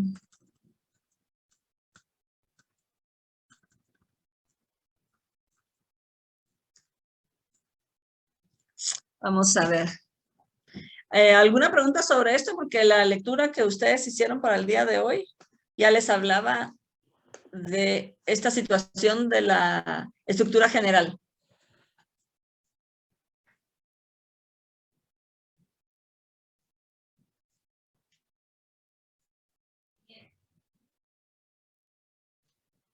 Nada, no hay ninguna pregunta. Vamos a ver en el chat. No, Andrés dice que no. Y Pablo solo me había preguntado la diferencia entre los de primera generación y los de segunda generación. Y vamos a ver que por las características de la primera generación que mantienen esta estructura base, es que pueden atravesar barrera hematoencefálica y me dan sueño y pueden participar en otras acciones que vamos a ver con cada una de las familias. En cambio, los de segunda generación se han modificado de manera que no puedan atravesar barrera hematoencefálica y de esa manera no me den sueño, pero que puedan estabilizar al receptor H1 en su forma inactiva, pero que no me atraviese barrera hematoencefálica. Son menos liposolubles y por lo tanto no van a atravesar la barrera hematoencefálica. Esa era tu pregunta, ¿verdad, Pablo?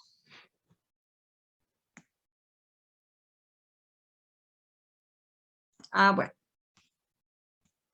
Entonces ahí vamos a ver cómo es que esta estructura química se ha ido modificando.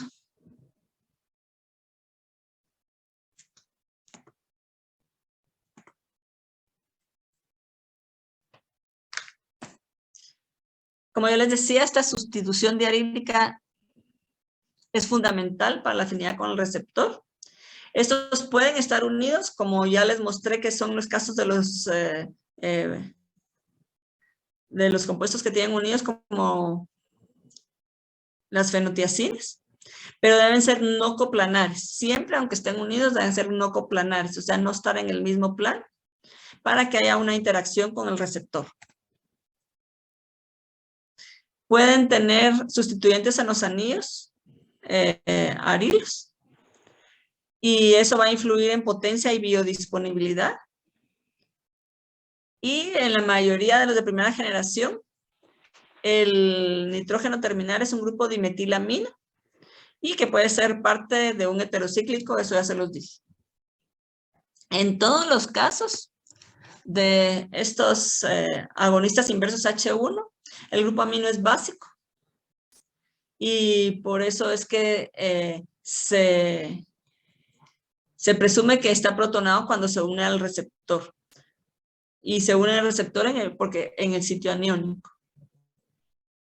Esta cadena o este grupo amino es importante para las formas farmacéuticas sólidas. Es en el momento que yo vaya a producir una forma farmacéutica específica, porque me permite la formación de sales y eso me va a permitir el desarrollo de formas farmacéuticas sólidas.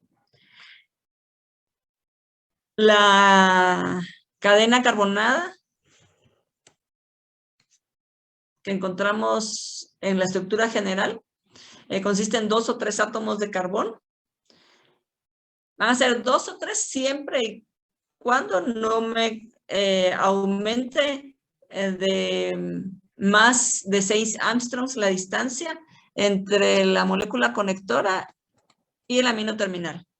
Entonces va a ser 2 o 3 siempre y cuando no me supere los 6 Armstrongs de distancia entre la molécula conectora y el nitrógeno terminal.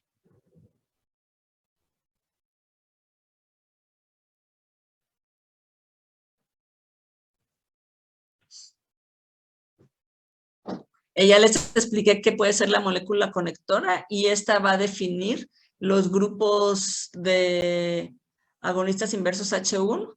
Es más que todo un grupo espaciador, igual que la cadena carbonada. Por eso tenemos, entonces, según el átomo conector, tenemos las etanolaminas, las propilaminas y las etilendiaminas. Ya sea que yo tenga carbono, carbono, oxígeno o nitrógeno.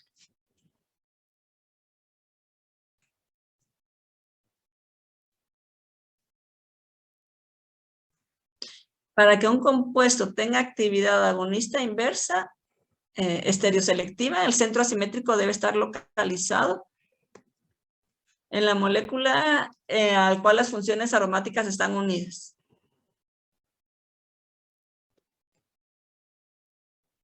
Y vamos a tener familias que tienen isómeros, porque se ha visto que esta estereoquímica es importante para la unión con el receptor y se han estudiado para encontrar cuál es la conformación biológicamente activa para la interacción con el receptor. Entonces vamos a ver que tenemos isómeros geométricos cis y trans y que dependiendo del isómero vamos a aumentar la actividad del compuesto. Entonces, con el desarrollo de estos compuestos, ya vimos que la estructura general es esta que está aquí. Ustedes lo pudieron ver en su lectura, que es lo esencial, un grupo amino básico, anillo aromático, por lo menos, y un grupo hidrofóbico, también en posición trans. Como yo les dije, estos anillos tienen que ser no coplanares, y esto me va a ayudar también a ese grupo hidrofóbico. Estos factores hidrofóbicos y estéricos que yo les mencionaba, incluso de los isómeros, son importantes para la unión con el receptor.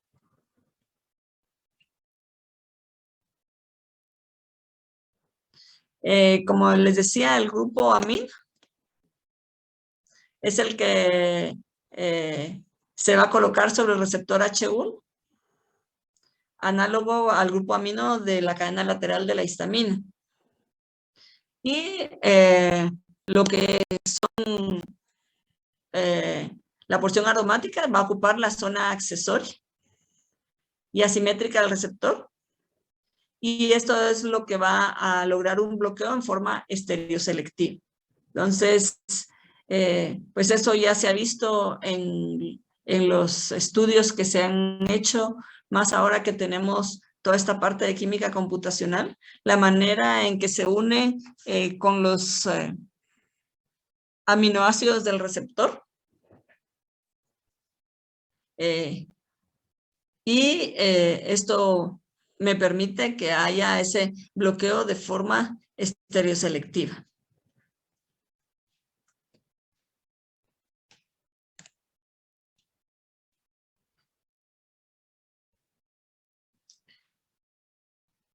Generalmente en los agonistas inversos, tanto los de primera como de segunda generación, son más lipofílicos que los agonistas histamínicos endógenos, porque tenemos la presencia de los anillos arilos, generalmente 2 anillos arilos o aquellos que están unidos, pues tenemos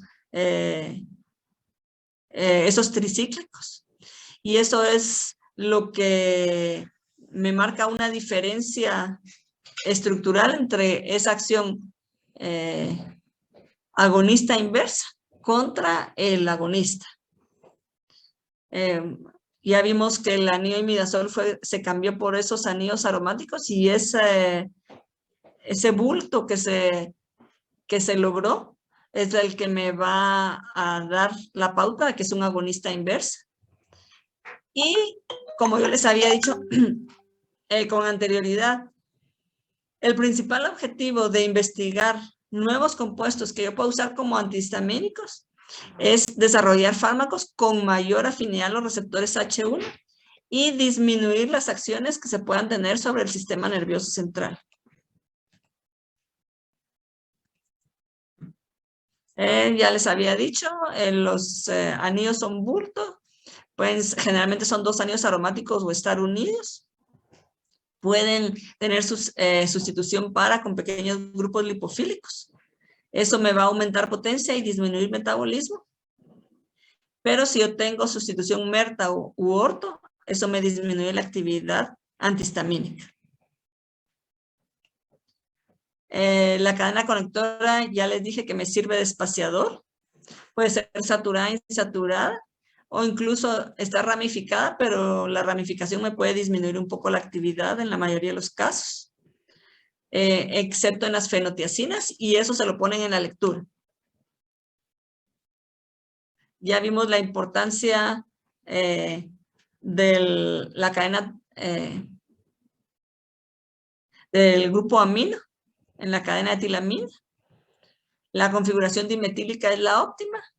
Y las sustituyentes mayores disminuye potencia antihistamínica por factores estéricos. Ya vimos que se une al espacio aniónico del receptor. Y ya vimos también que hay familias que ya ese grupo amino ha formado un anillo, entonces puede estar incorporado en un heterocíclico. Esta es la estructura básica. Ya vimos entonces que lo típico es que hayan dos grupos aromáticos que deben ser no coplanares. Ya vimos también que el grupo amino generalmente es el que se va a unir a la parte aniónica del receptor, o sea que es generalmente catiónico. Ya vimos en la figurita que yo les enseñé al principio, que se une al aspartato del receptor. Y la cadena carbonada me sirve de espaciador, siempre y cuando no me sea mayor de 5 a 6 angstroms, que la molécula conectora es variable y de eso me va a definir las diferentes familias. Y no sé si hay alguna pregunta de la estructura básica general.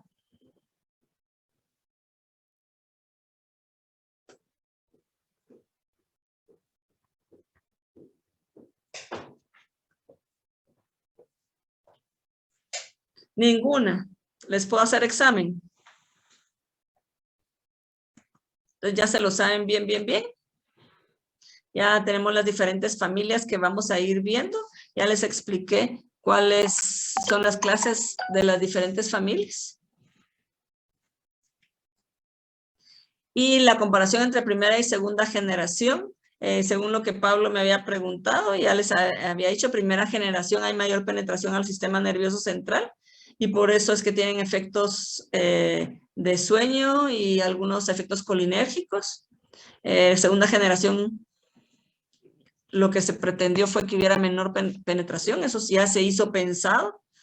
Y por eso mismo, como yo les decía, este tiene mayor efecto sedante.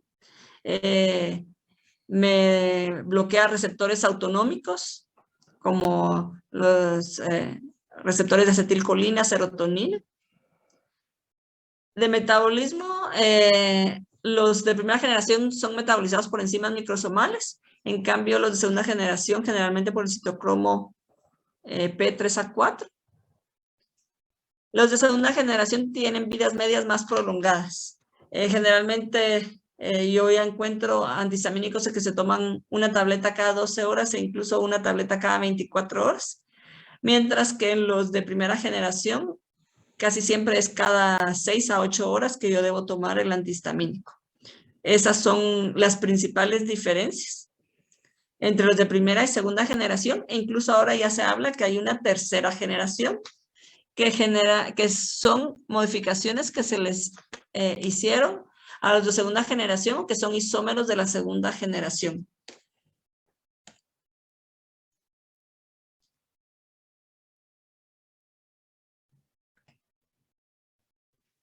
¿Para qué uso estas sustancias? Ya vimos generalmente tratamiento sintomático y ustedes lo tienen en la lectura, de alergias urticarias. Me van a aliviar síntomas, no me curan la enfermedad.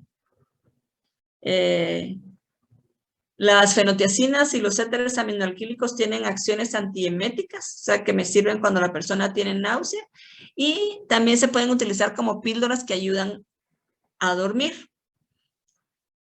¿Por qué?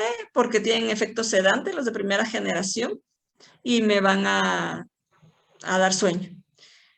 Aquí en Guatemala como que yo siento que no se asocian tanto como píldoras para ayudar a dormir, pero en otros países sí, sobre todo cuando hay más control de la dispensación de otro tipo de medicamentos, como vimos las benzodiazepinas, que se utilizan para ayudar a dormir. Pero en otros países eso tiene más control. Entonces, antihistamínicos de primera generación yo los puedo encontrar en los supermercados si no necesito receta. Y por eso es que las personas pueden tomarlos para ayudar a conciliar el sueño.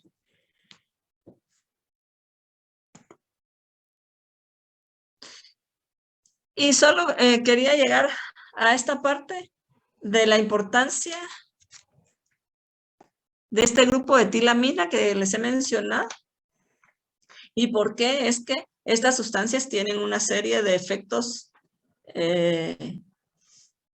sobre el sistema nervioso central o sistema nervioso autónomo, perdón, como anticolinérgicos, bloqueantes adrenérgicos. Incluso efectos antidopaminérgicos, antiserotoninérgicos y antimuscarínicos. Y es porque sus estructuras se parecen. Entonces, esta es, diríamos, la cadena de tilamina que yo les he mencionado con su molécula conectora. Y ya los anillos aromáticos ya vimos cuál es su función. Y entonces los antihistamínicos tienen esa cadena de tilamina, tal y como yo les enseñé la tablita. Pero los antagonistas muscarínicos también.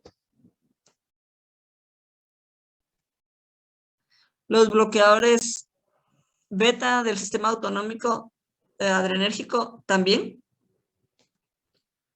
Los adrenérgicos también. Los analgésicos centrales que ya vamos a ver cuando ustedes vean los analgésicos narcóticos o centrales. También ya tienen cadena de tilamina. Los dopaminérgicos que ustedes ya habían estudiado en los ansiolíticos también tienen esa cadena de tilamina.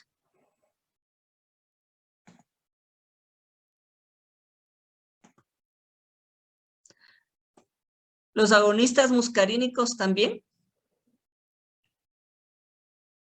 Los dopaminérgicos, agonistas dopaminérgicos, también tienen esa etilamina. Y los antidepresivos también, que son como algunos inhibidores de la MAO. Entonces ustedes ven el por qué no solo estos antihistamínicos de primera generación atravesaban fácilmente la barrera hematoencefálica y cómo es que al tener poca selectividad también van a ocupar receptores de otros sistemas. Y por eso, de esa manera es que se explican las reacciones colaterales o adversas que tienen estos medicamentos. Ustedes ven la importancia de esa cadena de tilamina para la unión con una cantidad de receptores que tenemos dentro de nuestro organismo. Lo que pasa es que tenemos receptores a nivel central y a nivel periférico, y lo que se pretende es que los antihistamínicos no atraviesen la barrera hematoencefálica y alcancen receptores del sistema nervioso central.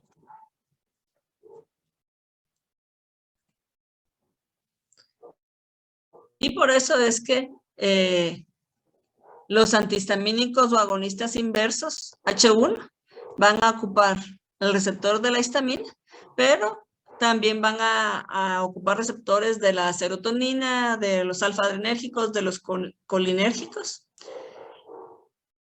Y por eso es que yo voy a tener somnolencia, retención urinaria, también me puede dar taquicardia, porque me está ocupando receptores alfa-adrenérgicos. Tengo hipotensión, vértigo, sequedad de la boca, aumento del apetito porque va a ocuparme receptores serotoninérgicos. Eso es, por ejemplo, esos son algunos efectos que tenemos. Y como yo les decía, tenemos los de primera generación, que fueron los que ustedes leyeron para el día de hoy. Los de segunda generación, que son más selectivos y no atraviesan fácilmente la barrera hematoencefálica. Y la tercera generación, por eso les digo, ya se habla de una tercera generación, que generalmente son metabolitos activos o enantiómeros de los de segunda generación. Y que se ha visto esos metabolitos que se formaban con el metabolismo de los de segunda generación tenían una buena acción, una buena afinidad por el receptor y en muchos casos me provocan menos reacciones adversas.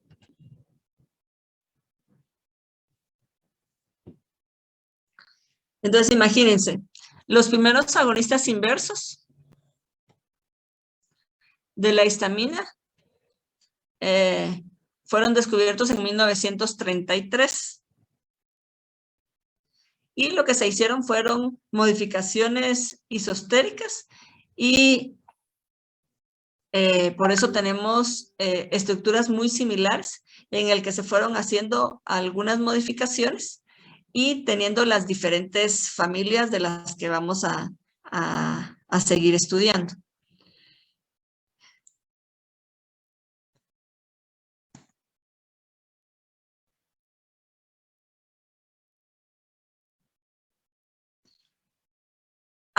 Cocavin me preguntaba que alguna posibilidad de que una persona sea alérgica a los medicamentos de segunda generación, pero no a los de primera. Es que estos son agonistas inversos H1 o antagonistas inversos H1 o antihistamínicos. Esos no nos van a dar alergia.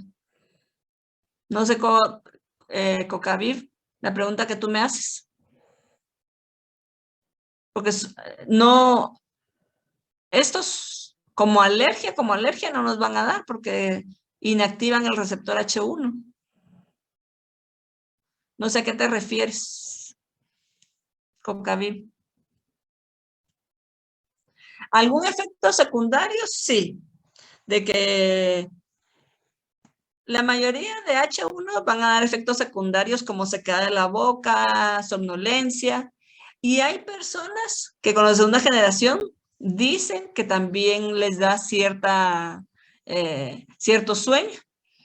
Se supone que no dan sueño, pero hay personas que se quejan que sí sienten también cierta sedación cuando toman algunos de segunda generación. No sé si es una respuesta muy individual, porque los de segunda generación no atraviesan barrera hematoencefálica y por eso no causan ese efecto sedante o de sueño.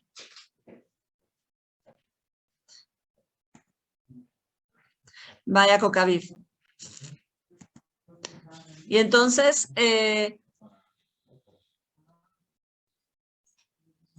si ustedes, yo le estoy diciendo, el descubrimiento fue en 1933. Vamos a ver Cristal López. ¿Cuándo se identificó el receptor H1?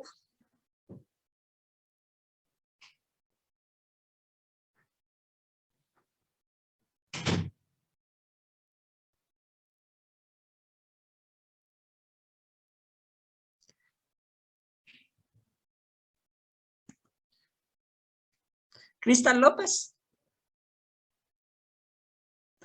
1996, no. Ese fue mucho antes. A ver, ¿a quién se recuerda? Stephanie, 1966. Sí. Ya me comentó Hans. No tengas pena, Cristal, pero... así como perdón, no, pero sí es de lo que vimos al principio. En 1966 se identificó el receptor. ¿Se dan cuenta?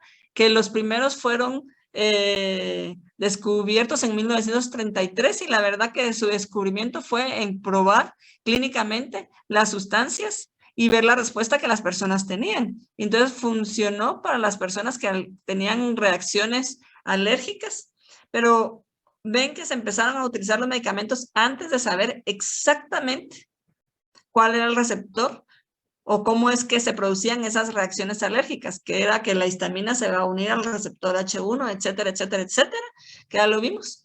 Entonces ustedes ven que, por eso yo les digo, ya ahorita que se conoce más la fisiología, ya esos cambios se van haciendo, como decir, un poco más pensado, pues por eso se dice diseño racional, y ven cómo en cierta forma admirable, sin saber lo que toda la fisiología, el proceso, comenzaron a formularse y a trabajar en medicamentos que me iban a servir como agonistas inversos H1. Ya la licenciada Nereida les dio ahorita, les pasó el formulario de asistencia. Así que se recuerdan que lo tienen que llenar porque ahora sí se tiene que tomar la asistencia para que ustedes tengan derecho a examen final.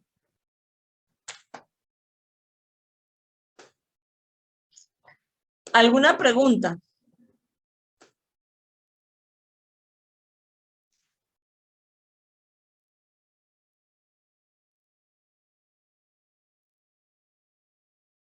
Entonces, si ustedes no me hacen, yo les hago. No. Ustedes en la lectura que hicieron hoy vieron las diferentes estructuras de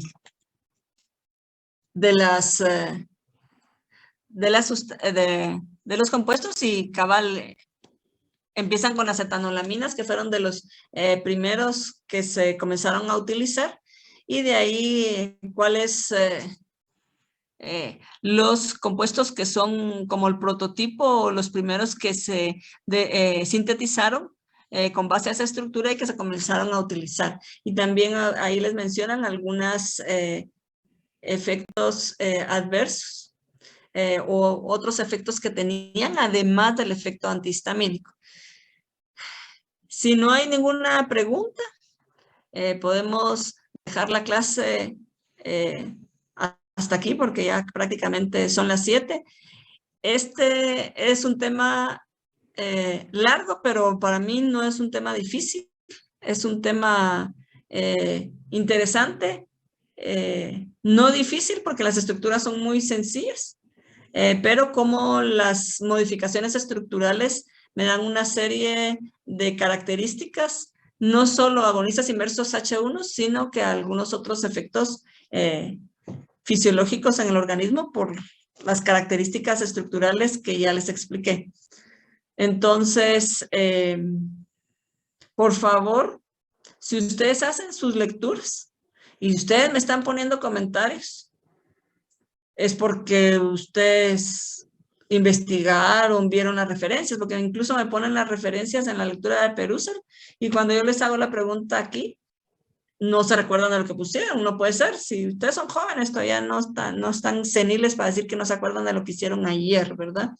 Entonces, por favor, yo espero que sí sean ustedes los que están haciendo las lecturas. Y si no las están haciendo, pues yo digo que comiencen a hacer.